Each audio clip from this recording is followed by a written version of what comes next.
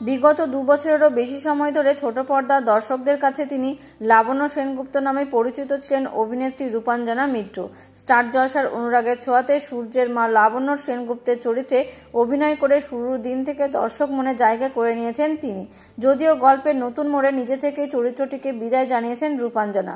অভিনেত্রী জানিয়েছেন যে বড্ড একঘেয়ে হয়ে উঠেছিল চরিত্রটি, তাই খানিকটা বিরতি নিয়ে নতুন কাজে ফিরতে চান তিনি। এরই মাঝে হইচইয়ের কালরাত্রিতে নজর কেড়েছেন তিনি। এদিকে টলিপাড়ার অন্দরের খবর, ফের একবার ছোট পর্দায় ফিরছেন রূপাঞ্জনা। সুরিন্দর ফিল্মসের হাত ধরে সান বাংলায় আসছে এক পারিবারিক গল্প। সেখানে গুরুত্বপূর্ণ চরিত্রে দেখা যাবে অভিনেত্রীকে। তবে চরিত্রটি ইতিবাচক না নেতিবাচক তা এখনও জানা যায়নি। একটি পরিবারের সদস্যদের জীবনযাপন, দৈনন্দিন ওঠাপড়ায় এগোবে গল্প। ধারাবাহিকের লুকসেট শুরু হয়ে গিয়েছে।